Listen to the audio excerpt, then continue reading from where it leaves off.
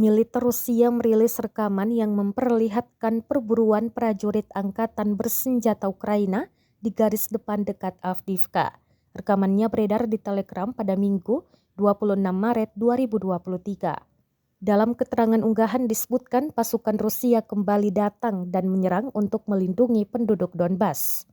Awalnya intelijen Rusia memantau posisi angkatan bersenjata Ukraina dari udara. Selanjutnya menyerang prajurit Ukraina dengan peralatan mereka dari udara dengan granat fragmentasi.